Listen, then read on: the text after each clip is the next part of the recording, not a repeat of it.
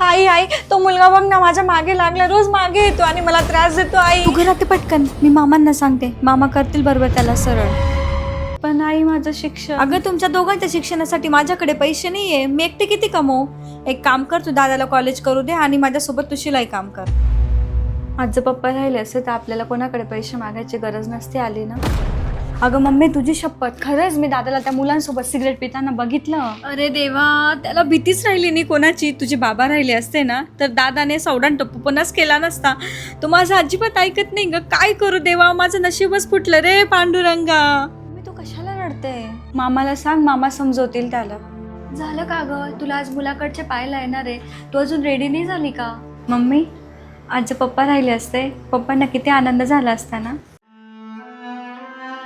ए सुनबाई, तुला कोणी येणार आहे का बघायला? हो, दादा येणार होता पण अजून का बरं आला नाही. असू दे, हा सोडून देईल ना तुझा नवरा. ए जा रे, तिला सोडून ये पटकन. एकटी कुठे जाईल बिचारी? माहेरी जाऊ दे तिला, थोडा 8-10 दिवस आराम करू दे, तिला पण आरामाची गरज असते. येते मम्मी. हो बेटा. येते पप्पा. हो बाळा, हो सावकाश जा. हां नाही नका पप्पा, राहू द्या. अगं पप्पा पण म्हणते आणि पप्पाकडून पैसे पण घेत नाही. घे बेटा घे, सावकाश जा. हां